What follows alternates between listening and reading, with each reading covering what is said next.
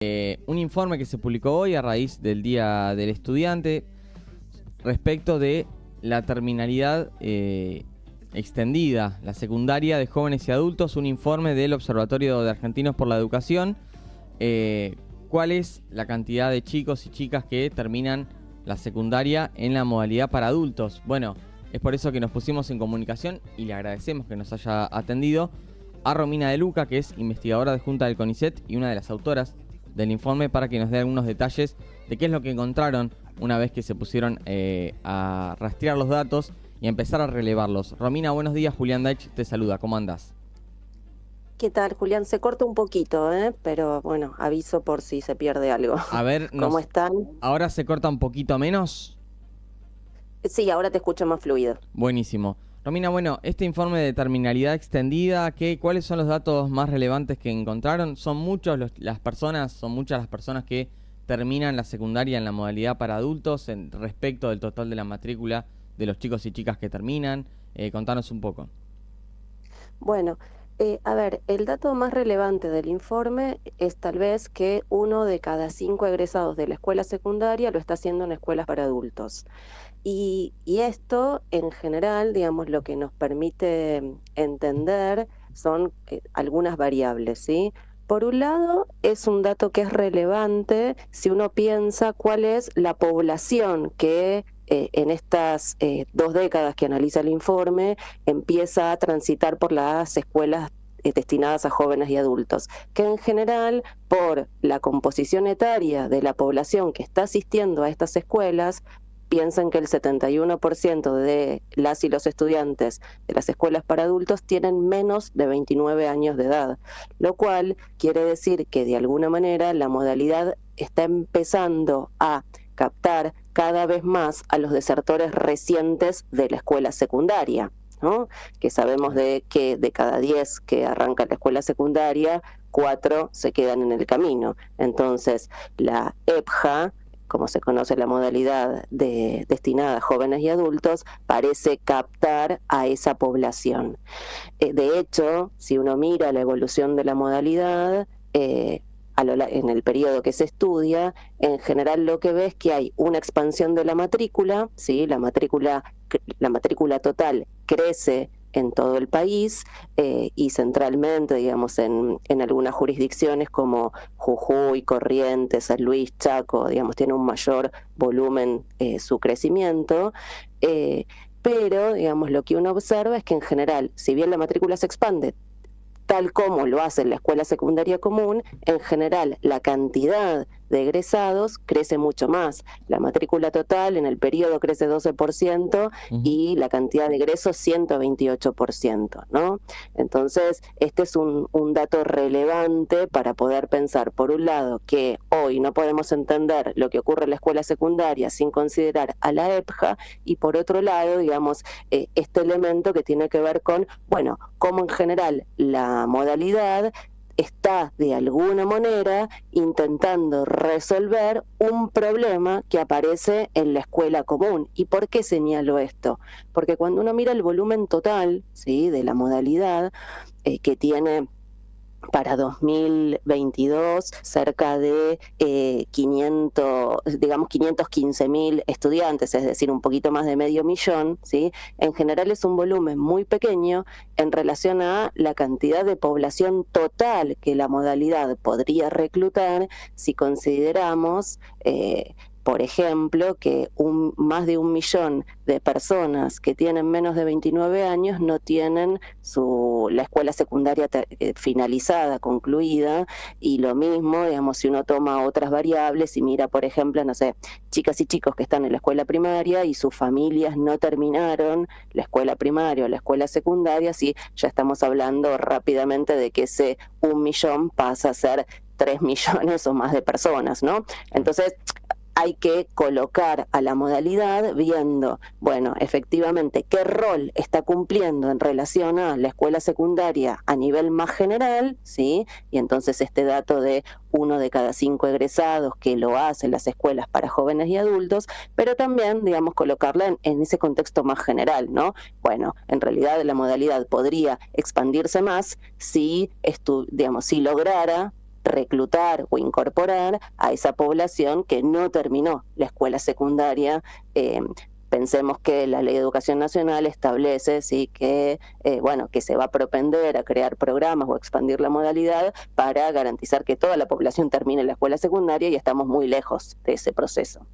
Estamos en comunicación con Romina De Luca, que es investigadora adjunta del CONICET y una de las coautoras de este informe de terminalidad extendida en jóvenes y adultos. Romina, te hago una pregunta. ¿Cuál es la incidencia, cuál es el peso que tiene la gestión estatal en la finalización de trayectorias de educación secundaria en adultos y jóvenes? ¿Es preponderante? ¿Es secundaria? ¿Qué han podido relevar ahí?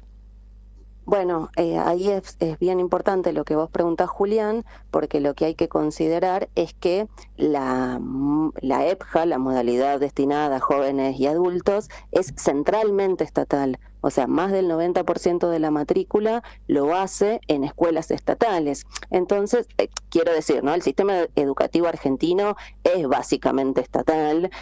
Según cómo hagamos los números, ¿sí? La matrícula estatal es entre el 70 y el 75% a nivel total, ¿sí? Y el resto forma parte del sector privado. Pero fíjate que la modalidad, ¿sí?, es abrumadoramente estatal. Entonces, esto es un dato para destacar, para poder pensar entonces, ¿sí?, que la responsabilidad del Estado, ¿sí?, por ampliar la modalidad e incorporar a ese más de 1 millón de chicas y chicos que tienen, o de jóvenes, ¿sí?, que tienen menos de 29 años y no están en las escuelas para adultos, o digamos, la población, ¿sí?, mayor de 30 años que tampoco terminó la escuela secundaria, en realidad el Estado, ¿sí?, podría promover estrategias para ampliar el sistema educativo, que déjame que te diga algo, como, si me permitís, como investigadora del Centro de Estudios e Investigación en Ciencias Sociales. O sea, esto no está en el informe de Argentinos por la Educación, es una colaboración, ¿sí? Por parte mía. Entonces te quiero decir algo que forma parte de lo que yo he investigado dentro del CEIX, el Centro de Estudios e Investigación en Ciencias Sociales, ¿no? Que tiene que ver con que tal vez hay que pensar dos cosas, porque en general cuando vemos que la tasa de egresos, ¿sí?, aumenta en la EPJA, decimos, ¿sí?, esto parece ser un dato positivo, pero en realidad esto no nos habla, ¿sí?, de cuál es el contenido con el cual egresan esos desertores recientes de las escuelas para adultos que eligen la modalidad para terminar sus estudios. Bien. Por un lado, no nos lo dicen porque no hay indicadores, no hay pruebas que hablen de cómo terminan esos jóvenes la escuela secundaria en términos de contenidos. Y esto lo señalo porque en general la estrategia estatal en los últimos años, ¿sí?, te diría, digamos, con particular énfasis a partir del lanzamiento del Plan Fines 2, es la promoción de formatos de cursada semipresencial y o virtual, ¿no? Entonces, digamos, esto en general uno puede pensar que va en detrimento del contenido, ¿sí?, porque no hay pedagogía del mundo que pueda hacer, ¿sí?, en menos tiempo lo que lograr el mismo resultado que, por ejemplo, digamos, la escuela secundaria proyecta que lleva 5 o 6 años de cursada de lunes a viernes, y suponer que lo vamos a hacer en 6 cuatrimestres cursando 2 días, sobre todo porque además la población que asiste a la EPJA son las fracciones más pobres, más pauperizadas de nuestra población, que necesita más recursos para acompañar su cursada. Y en general la estrategia estatal fue promover también los formatos de gestión, le llamamos de gestión educativa sociocomunitaria, es decir, en lugar de construir y ampliar escuelas para incorporar a esta población, suponer que, por ejemplo, cursar en una casa de familias y en un programa socioeducativo tiene la misma calidad en el resultado final que hacerlo en una escuela, ¿no? Entonces digo, si la modalidad en general en el formato estatal escolar está desprovista de recursos, digo, las escuelas de adultos en general no tienen equipos de orientación para acompañar las trayectorias, no tienen, digamos, no disponen de bibliotecas, o en general las escuelas de adultos fueron las últimas en recibir, si recibieron, dispositivos digitales. Entonces digo, todos esos elementos hacen a el resultado que en general, ¿sí?, esta tendencia a intentar promover formatos semipresenciales o virtuales, lo que termina haciendo ¿sí? Es produciendo un ataque al formato escolar, ¿sí? Para jóvenes y adultos, que siempre está al borde del cierre de cursos, ¿no? Porque se considera que hay pocos estudiantes y que en ese sentido la productividad es ineficiente. Y en realidad, ¿no? Trabajar con cursos pequeños, como se trabaja en la modalidad de adultos, muchas veces es el diferencial, ¿sí? Para acompañar esa trayectoria que vos pensás que en general esos jóvenes o adultos, ¿sí? Mayores que cursan en la modalidad, ¿sí? Vienen de años de desescolarización. Entonces digo, bueno, esto que vos preguntabas de la presencia estatal, efectivamente en la modalidad de jóvenes y adultos es abrumadoramente estatal, y lo cierto es que podría, digamos, el Estado podría expandir más la modalidad incorporando a todos esos que están por fuera de la EPJA hoy, tal como muestra el informe. Romina, te hago la última porque me pareció interesante este último apartado que hacíamos sobre la gestión estatal y cómo se podría mejorar. Te hago una pregunta, no sé si tienen los datos, si vos por tu parte lo has investigado o en algún otro estudio está esta, por lo menos, cuestión cualitativa de las personas que lo hacen, decías, que intentan mejorar sus ingresos. Estamos hablando generalmente de gente que por ahí ya ingresó al mercado laboral no habiendo terminado sus estudios secundarios. Se me cortó un poquito. Entiendo que me estás preguntando por la inserción laboral, tal vez. Sí, son personas que ya están metidas en el mundo laboral, pero con una calificación menor a otro tipo de trabajador o trabajadora. Las personas que ingresan a la educación para adultos. Sí, en general, digamos, hay algo que muestra el informe, sí, es la mayor presencia, sí, de mujeres en la modalidad, ¿no?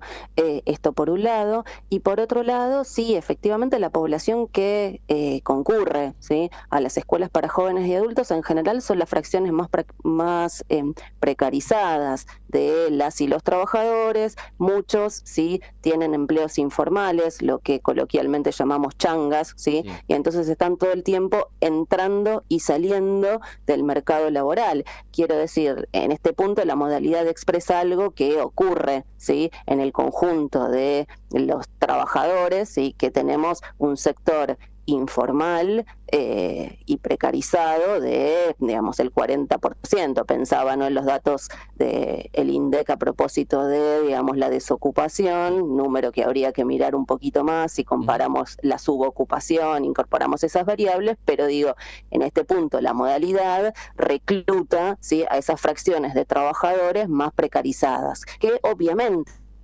están intentando, con la finalización de sus estudios secundarios, de alguna manera intentar mejorar, ¿sí?, su ingreso al mercado laboral en un país, ¿sí?, que sabemos que tiene a la mitad de su población pobre, ¿no? Entonces digo, bueno, el sistema educativo de alguna manera anoticia y refleja estos procesos de precarización general de la sociedad argentina.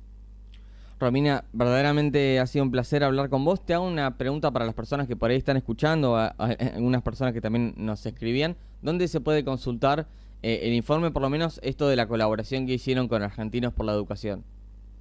Bueno, el informe obviamente lo pueden encontrar, ¿sí?, en la página de Argentinos por la Educación, www.argentinosporlaeducacion.org. Allí pueden descargar el informe. Muchísimas gracias, Romina, por la nota y por el aporte que hacen a intentar mejorar la educación y las personas que investigan estos temas. Realmente siempre se valora muchísimo que lo hagan y que además podamos profundizar en el trabajo que hacen. Muchas gracias. Gracias a vos, Julián, por llamar. Bueno, un saludo para la audiencia y quedamos a disposición. Muchísimas gracias a vos. 8 de la mañana, 1 minuto, la palabra de Romina De Luca, que es